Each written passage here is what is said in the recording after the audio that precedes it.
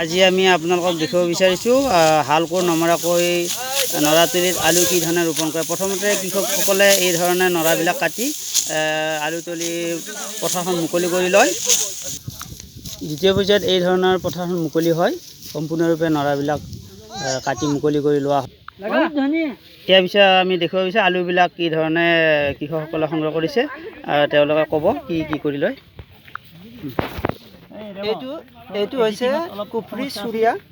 যোৱা বছৰ আমি কুফৰি জুতি কৰিছিলোঁ, এইবাৰ আমি এইটো জাত আনিছোঁ। আৰু এইটো হৈছে কেঁচুখাৰ আৰু পচন সাৰ আমি মিহলি কৰিছোঁ। আৰু ইয়াতে আমি এটা শোধন কৰাৰ বাবে এটা ঔষধ ইয়াত মিক্সাৰ কৰি লৈছোঁ। আৰু এইটো হৈছে ৰাসায়নিক সাৰ, এইটো ছুপাৰ, ইউৰিয়া আৰু পটাছ আছে। এতিয়া আমি এইখিনি আমাৰ আলু ৰোৱা কাম আমাৰ আৰম্ভ হ'ব। ইয়াত আমি কেনেকৈ দিব লাগিব এইটো হৈছে এতিয়া আমাৰ পথাৰত আহিছোঁ। এইটো প্ৰথমতে আমি ৰছীৰে লাইনটো পোন কৰি লওঁ। এই ৰছী এনেধৰণে ৰছীটো টানি ল'ব লাগে।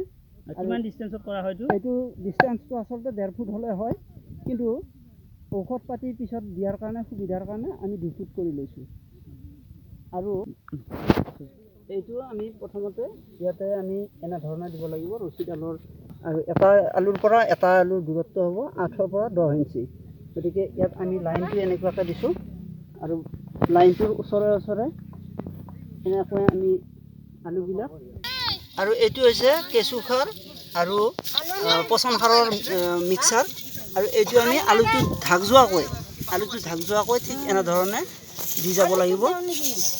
প্ৰতিটো আলুত এনেকৈ পূৰা ঢাক যোৱাকৈ দিব লাগিব।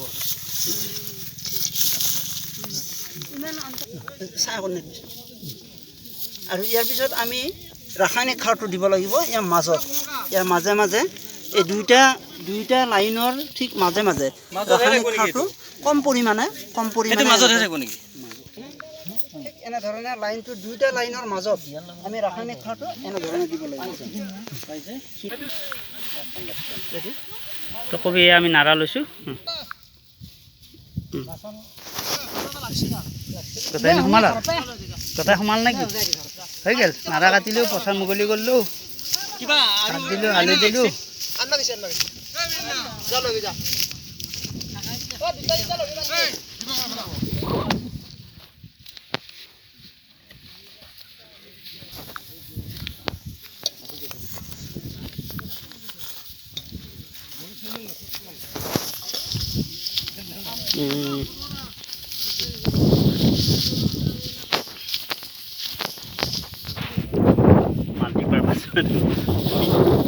সম্পূৰ্ণ 8 পৰা 10 ইঞ্চিৰ ভিতৰত আমি আলুবিলাক দি আছোঁ। ইয়াতকৈ বেছি কৰা নাযায়। এই আলুবিলাক আমি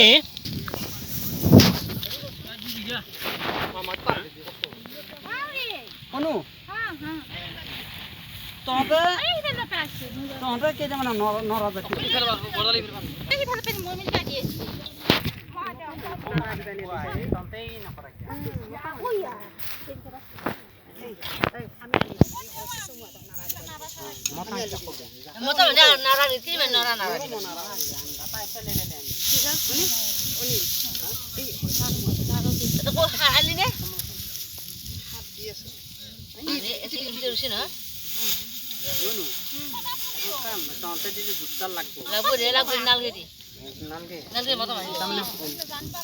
সমান হ'ব লাগিব নহয়।